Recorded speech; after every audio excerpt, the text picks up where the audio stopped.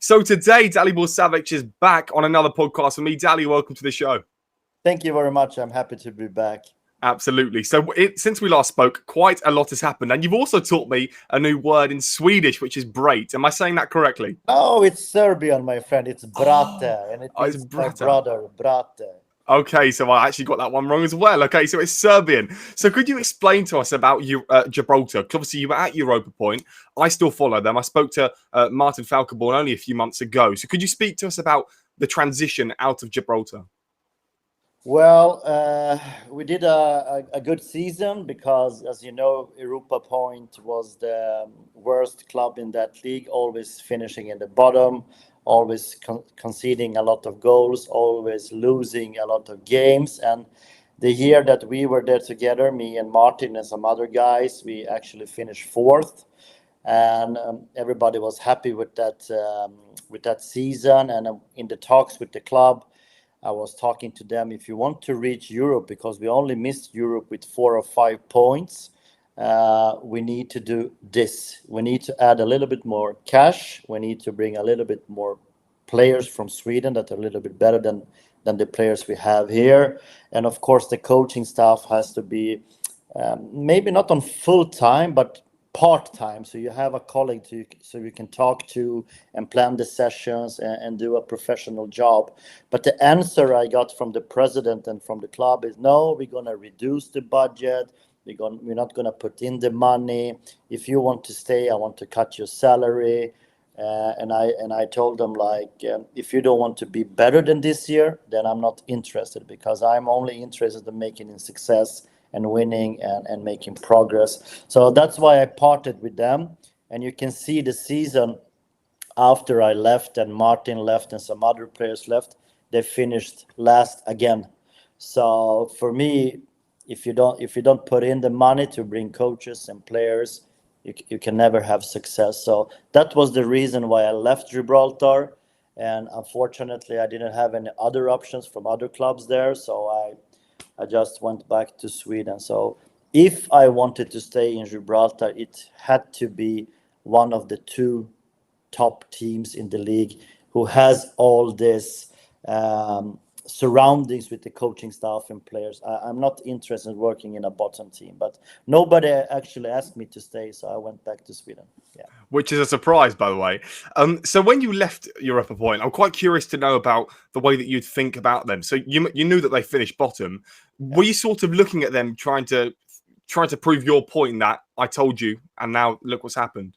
No, I haven't spoke to any of them after I left. So, but everybody reads the media, everybody follows the results, and I know Martin and I talked about it, and some other players after we came back to Sweden, that look how it's going now because of this and that, and because of the how do you say, because of the decisions they took to not invest more and to not bring better players. So no, I'm not crying over I'm not there, and I'm not trying to make them feel bad about it. That's their decision, that's their club, so they can do what they want. But it's a bit shame because it doesn't take so much to finish fourth or go to Europe. It was a little bit of adjustments.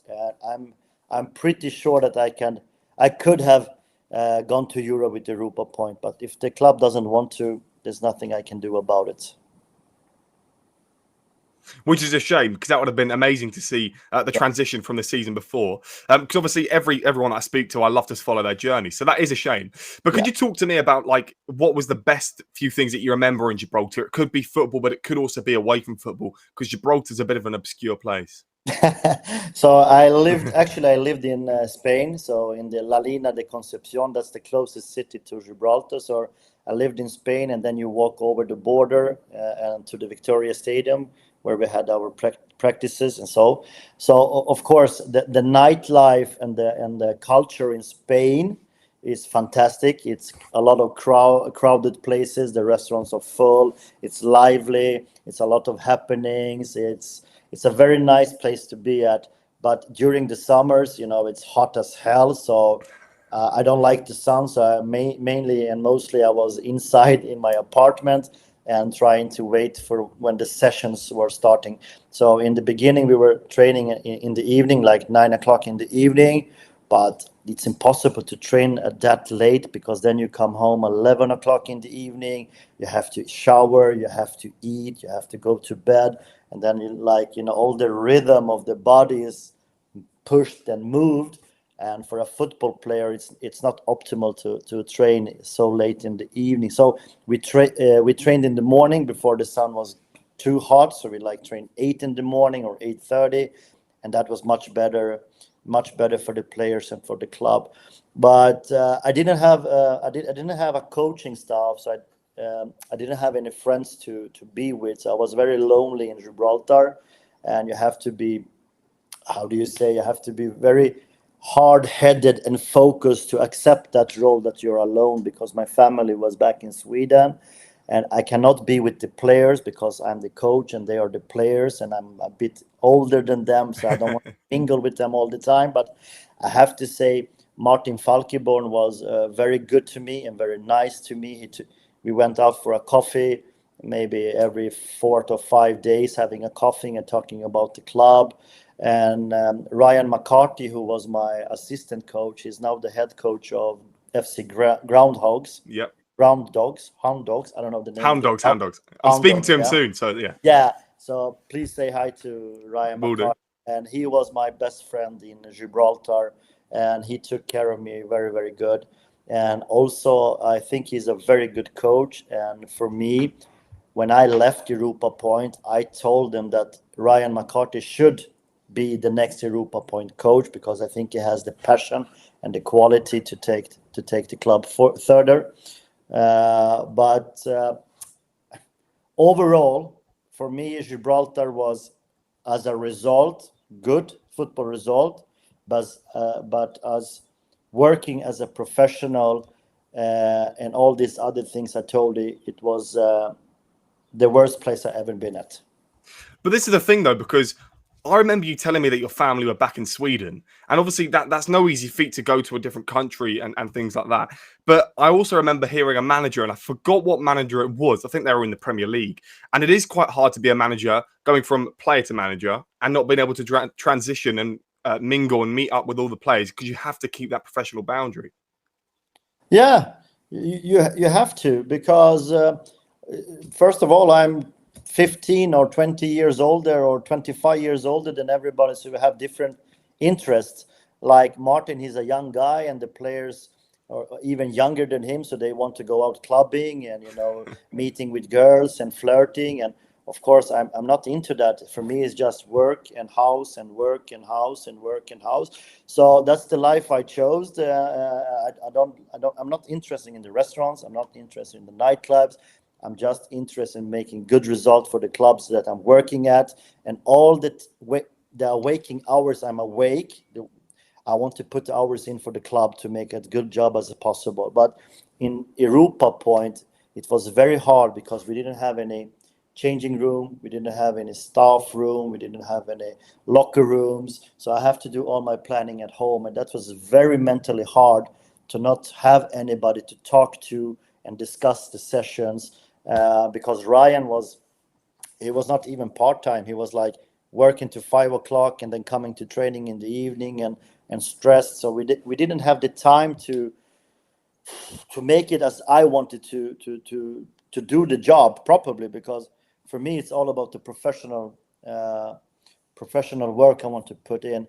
So for me it was very good to get the result, but all the other things was very, very hard mentally and tough. But for me, as long as I get the result, I can manage almost everywhere. So I was in the Faroe Islands, it's also a lonely place, and my family was back in Sweden. It was the same thing. It's only the focus on the club and the results. But there I had a better coaching staff that were full-time coaches. So we had a lot of talking and a lot of planning. So that's what I didn't have in Gibraltar, and that was the main thing. I didn't want to continue there. Which is mental, that the top two clubs always win it. And there's a pattern that the top two always win it, and they've got a full-time team, full-time everything. Yeah. So I suppose when you've come back to Sweden, you've managed to see your daughter, your family again. What was that like to see them after ages? Well, I was 3 years abroad So when I finally went home, the first thing we did was to make a reservation to go on a holiday together, because we didn't have any holiday for 3 years. So I booked a ticket for 3 weeks to Serbia. And from Serbia, we went to Greece for 7 days by car, and like go to the ocean and swimming. And of course, being with my daughter who missed her father. She's now 9, but she was 6 when I left Sweden. So it was it was very nice to catch up the time with her and be supporting dad, making all the fun with swimming and bicycling and going shoot basketball and all that. And of course, my wife was happy to see her husband again. So I think it was good for the family. But after I booked that vacation with my family, actually a club in Sweden here in third tier, Täby FK, as you told me, they called me and asked me to help them stay in the league. And I told them I don't want to work in third tier. That's not my goal. That's not my aim to work in the third tier of Sweden. But they asked me kindly. They wanted to do changes. They really want me to have me in the club to help them stay in the league.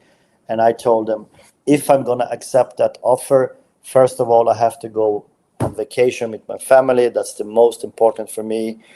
Even that the league has started and they have played like 3, 4, 5 games.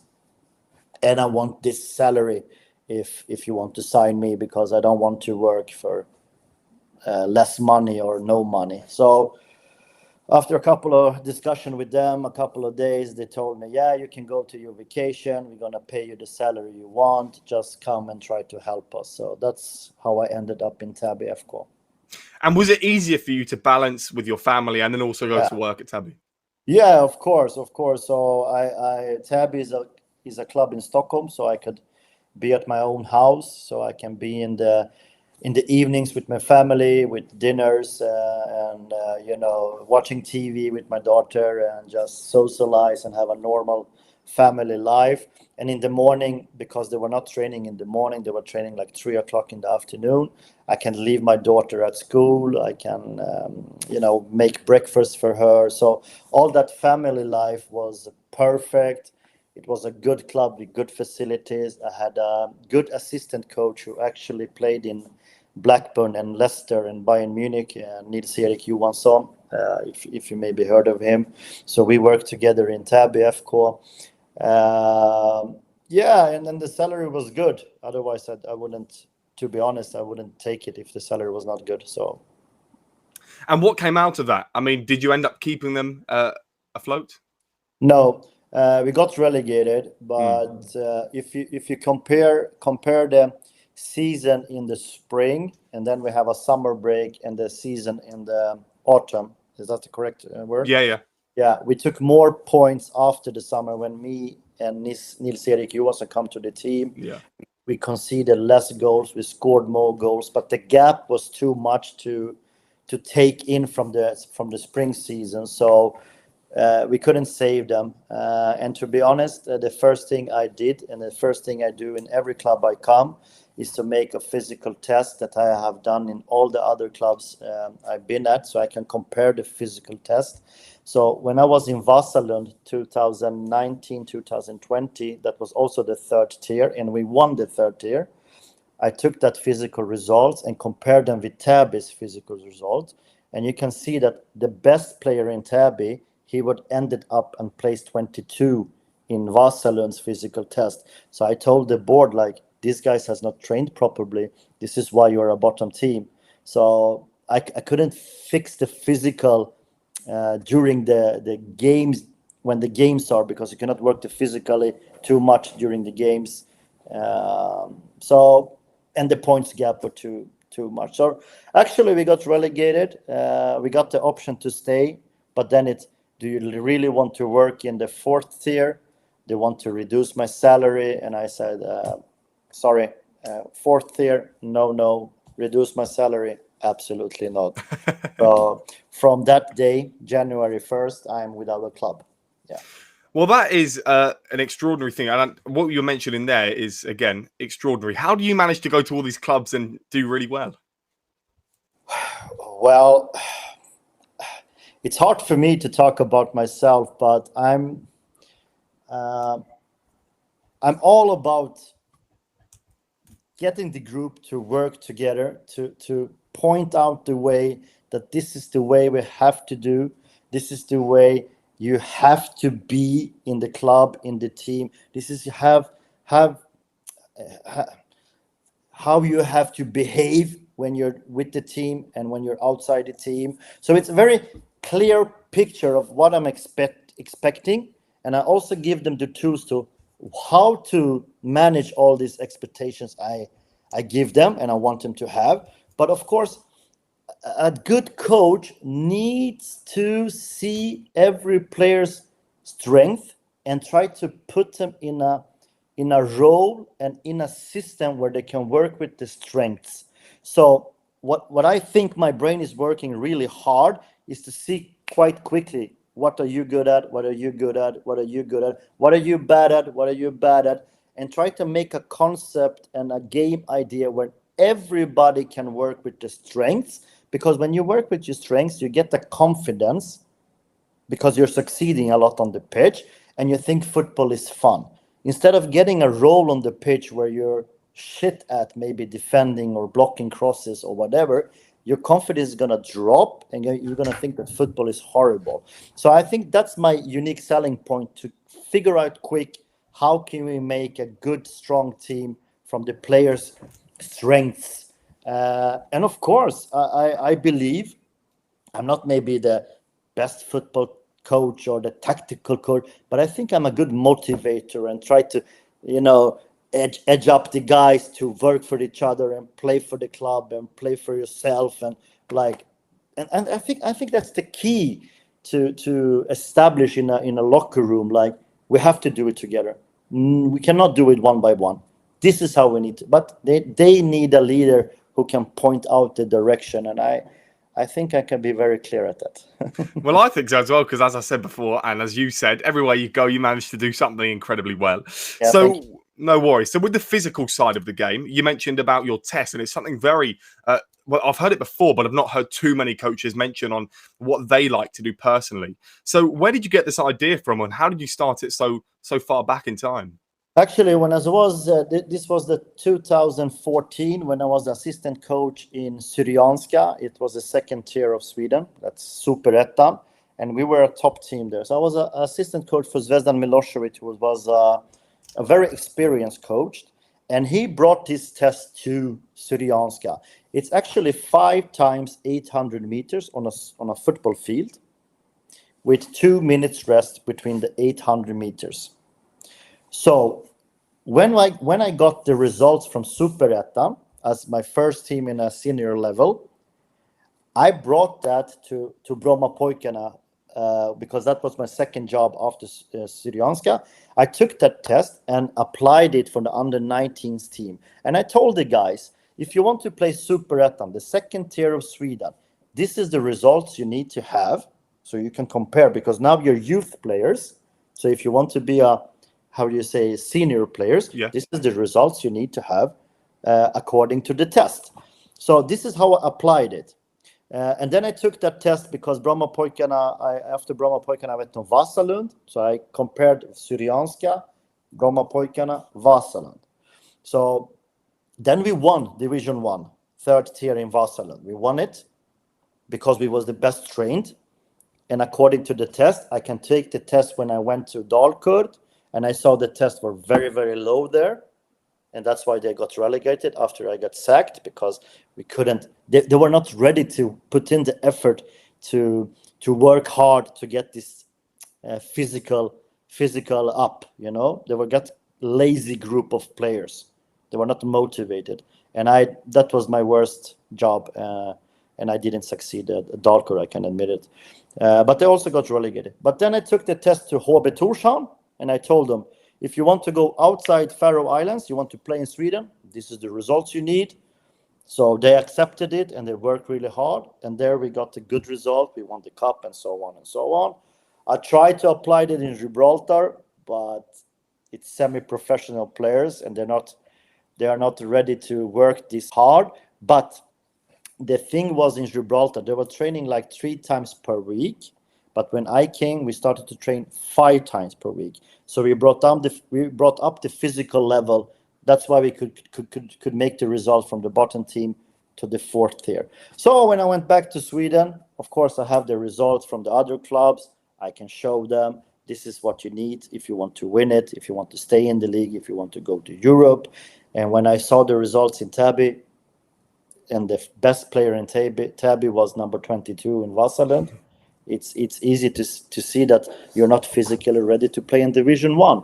So, but this physical test is also how I want to play my kind of football. So it's not just a physical test to show them that you're good trained or bad trained. It's also connected to the way I want to play, with high pressure, with intensive pressure, with transitions from low block to high block, to also to run back when you lose the ball. All this is very good applied and you can see it in this test. If you have good result in this test, I can guarantee you that we're going to play this kind of football.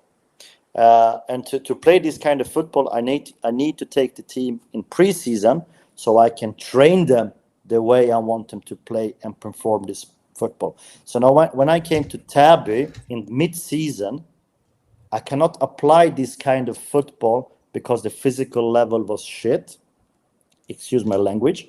No. So I had to play a different kind of football, like more defensive and more compact. I cannot do the high pressure. So I'm not stupid. I'm not trying to play the same kind of football everywhere I go. So I need to adjust to the players. But if you want to win, and the key to the success is to train in preseason like I want, and I can compare the test, and I can go to the fans, and I can go to the board and say, now the tests are good, I'm going to win the league. And if I have this confidence to tell the board and the fans and the players we're going to win, everybody's going to believe it. And this is how we make a successful group to believe it. Because it starts with the leader to bring the confidence to the group also. So that's also, I think I'm quite good at to sell the motivation. Yeah. Well, again, absolutely. I think you 100% are. So this test is 5 times 800 meters. Yeah. Is it like a bleep test? Is it so if you can't go anymore, do you stop, or could you explain what it is? No. Okay. It's 5 times 800 meters. So the football pitch, it's in Sweden, it's 106 meters. Okay. All right. So you run from this end of the pitch to the 6-yard box, the goal kick line. Yeah. That's 100 meters. So it's 1, 2, 3, 4, 5, 6, 7, 8, 2-minute rest. And you do that 5 times. And then you can do, you take the time and divide it with 5, and you get a median number. A median, how do you say a median? Median, yeah. Median number. And for me, I have to be in a good shape, you have to reach this. If you're okay shape, it's this. And then I have a red zone. If you are in the red zone, you're not going to start playing games with me. So you cannot play games until you're in the green zone. And the demand for my team is quite high. So 800 meters should be around 2 minutes and 25 seconds per 800 meters in median to be a top team in mine. Wow. Yes. I'll be in the red zone. I'll be very. So you cannot come to my team and run 800 meters 5 minutes. Like 5 minutes. No, that's me. So 230, 235, 240. That's my demands if you want to play my team, because it's technical, it's tactical, but without the force and the strength and the running, you're not going to win anything. So also, sorry to interrupt. So also, if you are good trained, you can also take better decisions when you have the ball. So it's not all about pressing and winning and running, but it's also making your mind fresh, and you can make good decisions when you're good trained. So that's like the whole picture. Sorry. That's all right. So when you sign a new player, then do you do the test for them individually? Yes, of course. Okay, so you always do it, and do you do it at the end of the season as well? Oh my God, I will do it once per month if I can. So in Faroe Islands, we did it in the preseason. We did it in January.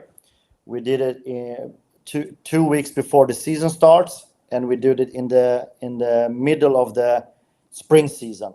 Then we do it in the summer, and then we do it in the mid season of the autumn, and then we do post-season. So it's like 6 times per season. But if I was in a professional club, like high level, I promise you I would do it once per month. As you should, because some of the players in the Premier League for one are definitely falling out of line. This is what we did in Syrianska. We did it once per month, and they were in so good shape. So during the rest of 2 minutes, they actually did the plank position. You know plank? Yeah. For the core. That was the rest. Then the players are really good trained. Yeah, for sure.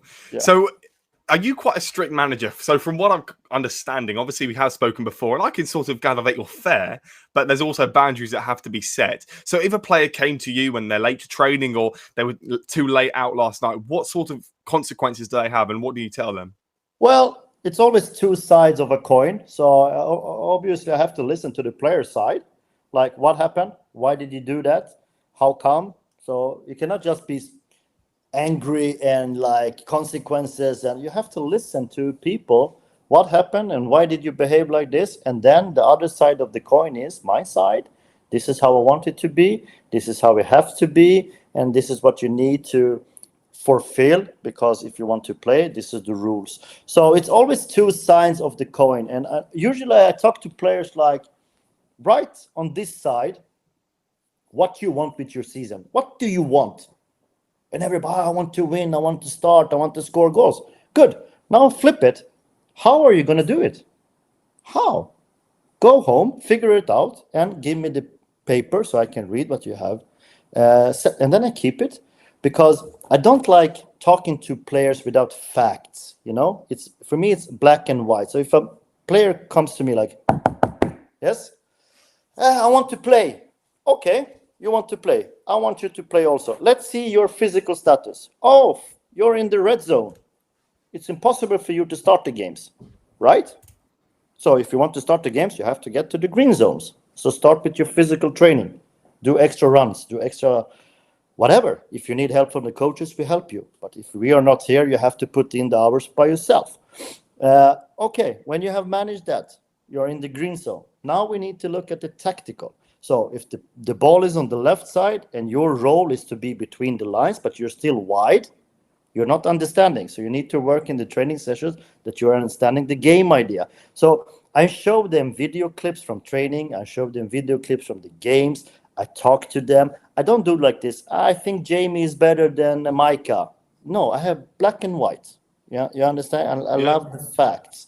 So for me, it's one side of the coin, second side of the coin, and black on white whenever they have questions and wondering things. So this is how you keep this is how you keep control of the group. Like, I'm not lying. I'm not selling anything I can't sell. It's always black and white when I'm talking to you.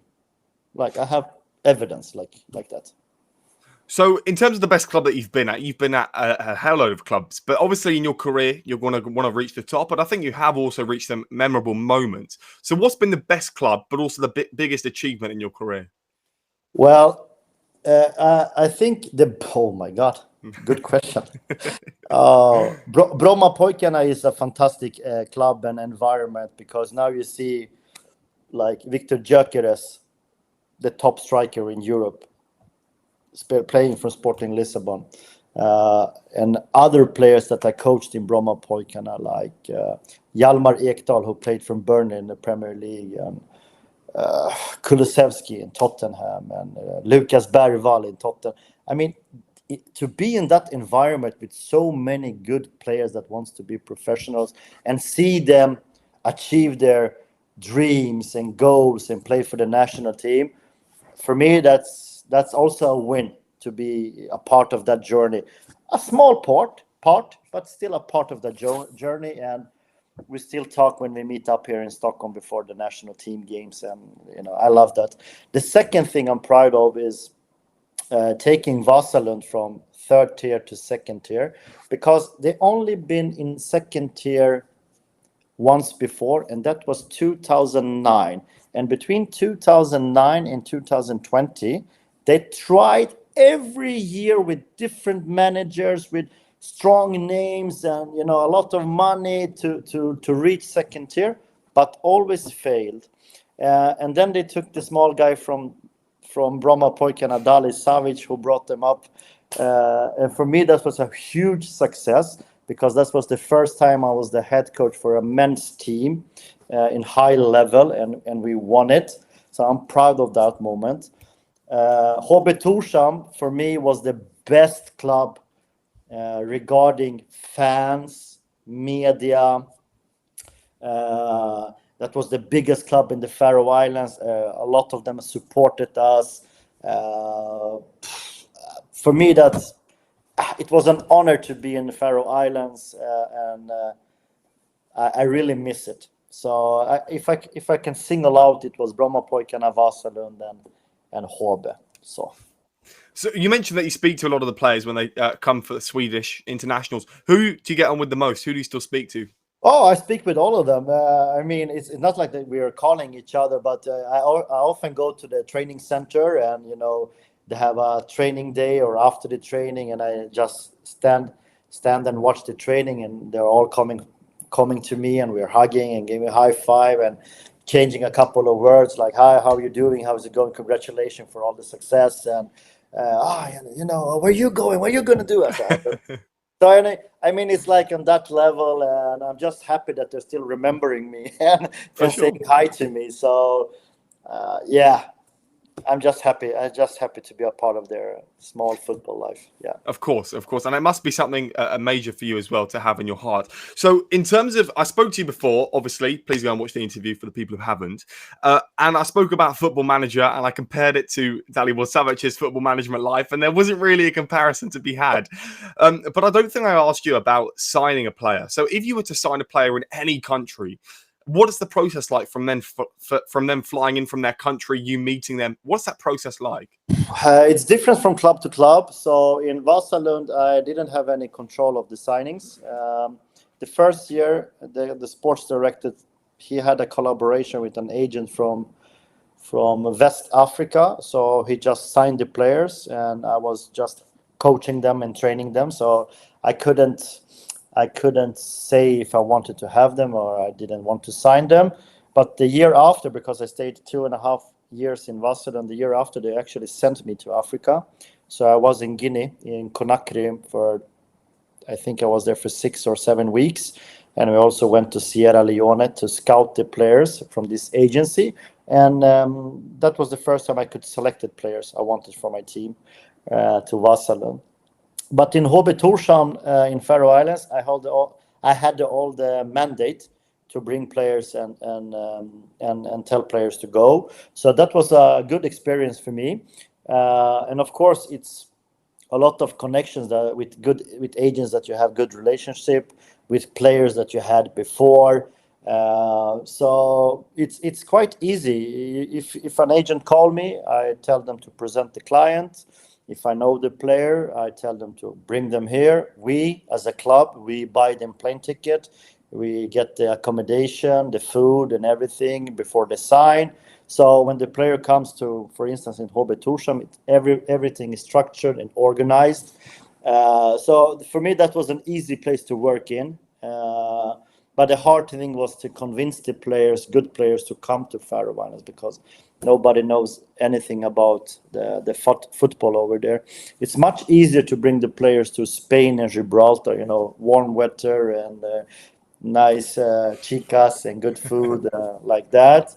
But for me, I didn't want to bring players to Europa Point, because I couldn't guarantee the professional structure in the club for those players. So I don't want to get bad friends in football industry by luring them or tricking them to come to something that's not good enough. So I actually didn't bring any players to Gibraltar at all. Wow. And obviously Gibraltar has a lot of ins and outs, because there's a lot of young players that head to Gibraltar, especially English ones, I find, in the last year. Is there a reason for why? I think the reason I heard, they can correct me if I'm wrong, but a lot of British players that are coming to Gibraltar it's very tough to reach high level in UK. It's too many good players. So it's hard to get through the filter to somebody sees you and get the opportunity to play high up. This is an easy way to go to top tier. And if you're lucky enough, you go to the one of two best clubs in Gibraltar, and then you have the opportunity to play in Europe. And how many players in UK can say that they have played European football, except Premier League teams, of course, but League One, League Two, and National League and South League and whatever. But if you go to Gibraltar, you can end up playing qualification from the Champions League and Europa, and that's crazy. So that's why they told me that a lot of UK players wants to come here. But to be honest, many of them is not good enough. Really? Yeah. To be honest. Well, I was speaking to someone who was playing football in an academy, and I said, "Look, if you ever want to go professional, I think you should head over to Gibraltar." And they didn't believe me, which I find crazy because I'm not saying it's a golden ticket. Because obviously, if it was, everyone's over there. But it's a great way to boost yourself and put yourself into the game. Yeah, it is a good path and a good option to do. But please, if you come to a team and you want to play for the team, please be good. I had so many players coming from UK, and not only UK, from Sweden, like fifth tier and fourth tier. The football is better than you think. The football is quite good. So you have to be a good football player, especially if you end up like a coach like me who is demanding and used to players at certain level. If you're coming and you have played like fifth tier in Sweden, you're not good enough. You cannot play under me. You cannot reach the demands I'm looking for. It's impossible. The gap is too high. So, wow. But if you're good and you cannot break through in UK, go to Gibraltar. But please be good. The football is quite good there in the top teams. In the bottom teams, of course, they are shitty. But in the top teams, there are good football players there. So could you explain to us then about what's been going on in between Tabby, your time off on holiday, and now what's going on? Because Lithuania was like the first big thing that sort of came up. Yeah, so I got contacted by an agent. I think he's an agent from Belgium, but he has roots from Balkan. And he contacted me and said, "Coach, are you available?" And I said, "Yes, I'm available. I have a club for you. I'm quite good with the owners. I'm quite close with the owners. I want to propose something for you." And I said, "Okay, tell me." And he said, "Yeah, it's a club in Lithuania. It's FK Minia. The owner is Musa Dembele. He's a former player of Fulham and Atletico Madrid. He has bought the club, and they would like to have a meeting with you because I have presented your CV to them." And I said, "Sure, no problem." First we had a how do you call it, Zoom call when we introduced each other, and they told me about the project and they told me about the club, and I told them about myself and my journey, and they said, "Okay, this is quite interesting. This is the salary, this is the expectation." And I said, "Okay." The salary was not so good and high as I expected, but I said, "Okay, I'm interested," because I didn't have any options. So they said to me, "Okay, let's fly out to Lithuania and you can meet us here and you can see the facilities." So I went there and I tried to negotiate up the contract because I was not happy with the salary, and they couldn't, how do you say, raise it. So I said, "Thank you for having me and I wish you all the best, but I'm not going to move to Lithuania to this club for this money and have my family back home in Sweden." So I went back. And it's as simple as that. Like, did you not go on the plane and think, should I have done that? Or Yes, always thinking like maybe you should sacrifice because it could lead to something else. But I think I have proved a lot during these years in the clubs and coming from high salary in Sweden and high salary in Faroe Islands and high salary in Gibraltar to almost, I don't know, a fifth from what I had in those clubs. it's a big gap. And sometimes it's good to take a risk and a chance, but sometimes you have to say, no, I'm not going to lower my standards or my salary expectations because I have been in the football industry so long. So I'm following them and I can see that they're doing quite well, but yeah, that's life. Of course, it is life. Did you get contacted by them on LinkedIn? Are you constantly connected with people, or is there like another way which managers don't tell other people? No, LinkedIn, I don't believe in LinkedIn because it's a lot of scammers and a lot of bullshit in LinkedIn. So I'm avoiding it. Of course, I'm replying to everybody who's connecting with me and asking me things, but I have never been offered a job on LinkedIn. This is an agent that had offered me players before when I was in the Faroe Islands and I was in Sweden. So it was through WhatsApp, like he had my number and he said, yeah, we have spoken during the years and I just want to check in with you if you're available. So he has probably followed me in the clubs that have been. So I think that's the best way when you have established contact with someone and somebody. Contact through LinkedIn with people you never met before, I think that's very hard.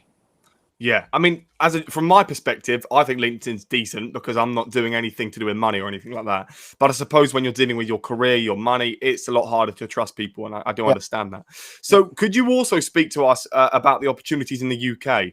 Because that's been also quite interesting to learn about as well. Yeah, I have a former player. I had a former player in Europa Point, Jonathan Hood. What's his name? Jonathan Hood? Yeah, Hoodie. We call him Hoodie. So he's a Wales guy. He played in the Welsh Premier League, and he liked me as a coach. He thought I was fair and good man-on-man coaching and like a good person, and we made a good result. And I was taking care of him, and he was an important player in my team. And when you like somebody, you want to help somebody. So he was trying a couple of times to connect me with people in Welsh League to get me a coaching job over there. So I had a couple of interviews and meetings, but I never got an offer, and I'm a bit sad about it because I really would like to move to UK and try my wings there. And also I got some feedbacks from other clubs, from another person who's trying to help me in UK and clubs around London and so on. But no success yet. So hopefully in the future I can make my dream come true. Absolutely. And look, there's still so many more years ahead, so you never ever know. And if you keep pushing yourself and you keep doing your fitness tests and getting the results, and you'll get there. I'm gonna apply it for the coaching stuff in the future. I promise you, I would be in the red zone. I would be nowhere near the starting 11 or even the coaching staff. No problem. So could you talk to us about the Middle East? Because that's been a really interesting time for football, but for politics as well. And I've spoke to a few politicians in the UK. This isn't really political on here, but, you know, that is a reason as to why pursuing the Middle East couldn't quite happen for you.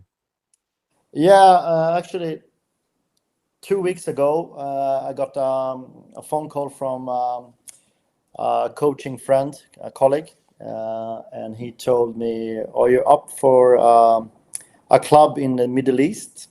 And I said, "Okay, what's the country and what's the club?" And he said, "It's Iraq." And I said, "Oh, funny. I've never been there." So of course, I know that there's a lot of Swedish players in Iraq, and I know the football is like exploding there. And you can Google it on YouTube or Google, and you can see it's fully stadiums with 20,000 people, 25,000, 30,000.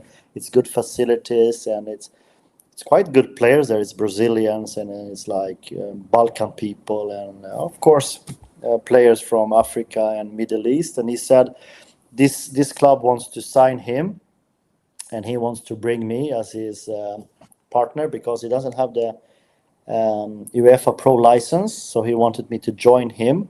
So, but he was the main contact with that club, so we got invited to fly out to Iraq, and we sat on the plane Friday the 13th of June. That was 7 days ago.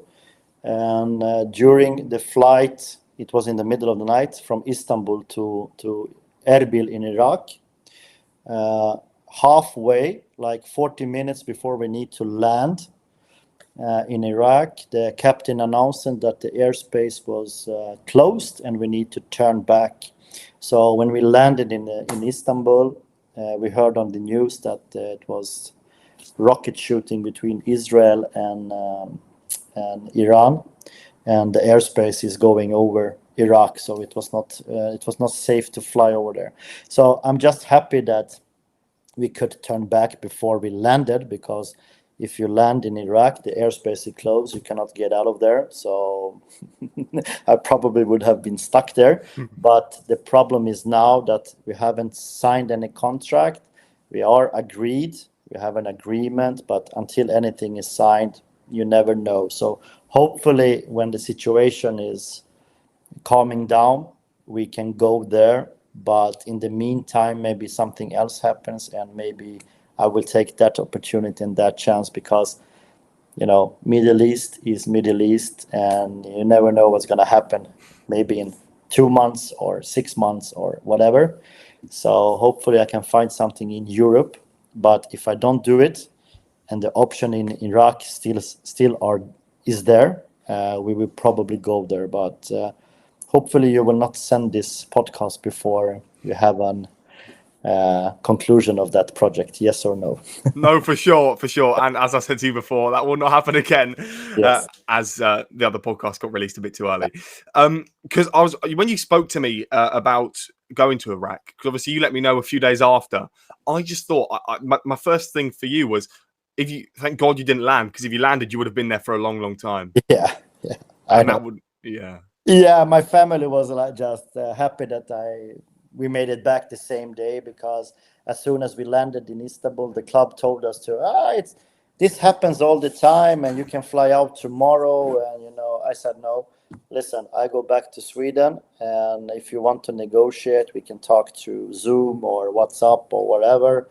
But they are really, how do you say, they're very nice people. They want you to come there. They want you to eat with them. They want you to sit with them. They want you to show them the beautiful country. They want to show you everything before. They don't want to do it through the telephone or WhatsApp or email. They want to come here and we figure it out, and no problem. The contract is good. You're gonna be happy. And so, of course, I want to go, but I will not go if it's war. I mean, I'm not crazy. So, yeah.